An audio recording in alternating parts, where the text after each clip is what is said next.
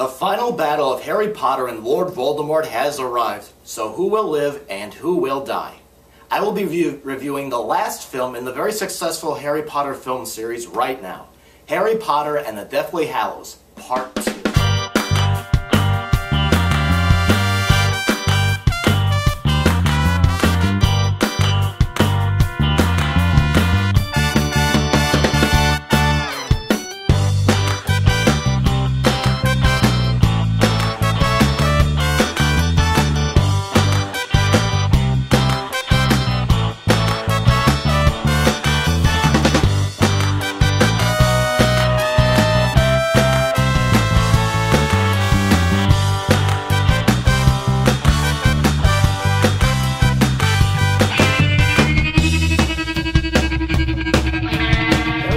Meets his destiny in the last film in the very successful Warner Brothers Harry Potter film series. I'm Rob from RB&D Reviews, and I can't believe it's been over a decade since the film series started. And I'm pretty sure a lot of people, both fans of the books as well as casual moviegoers, were having a lot of memories when going to see this movie.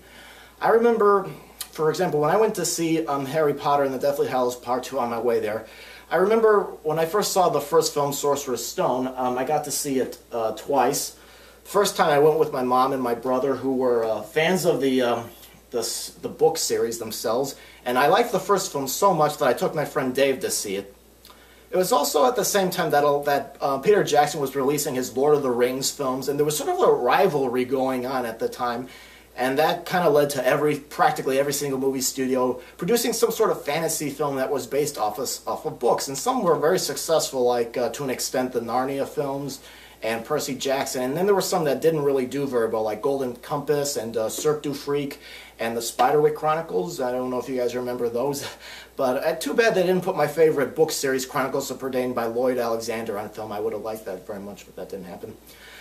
Okay, anyway, Harry Potter and the Deathly Hallows Part 2.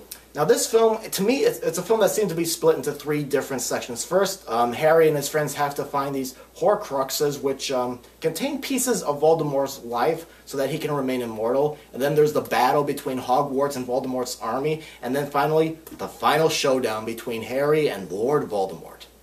Now, while I thought the film was good, I didn't think it was great. I really liked the beginning the best, because it kept the sense of mystery, and it seemed to move at a very deliberate pace, kind of like Part 1 of Deathly Hallows, so that we could allow to spend time with the characters, to see Harry kind of prepare himself for his destiny and work to solve their problems. And this section, I thought, had a lot of tension, especially when Potter, Ron, and Hermione are sneaking into the bank, that from the first one, where the goblins are like the clerks in there.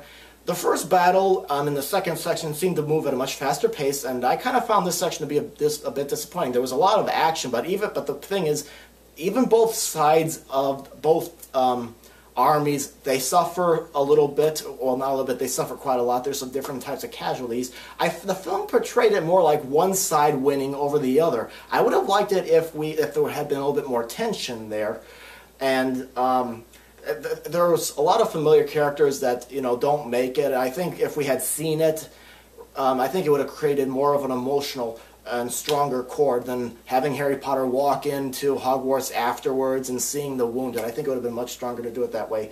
The final battle between Harry and Lord Voldemort was much better, and it seemed like they were both equal, and that anything could happen to each of them, anything. And of course, the acting, like the other Harry Potter films, the acting was very good, very top-notch. When I went to see this movie, the audience was a mix between, I guess, like kids that seemed to have grown up, or teens, I should say, or young adults that had grown up with the film series. There were adult couples, there were, kids with their parents, and I overheard someone say that this was the fourth time they had seen the film in 4 days.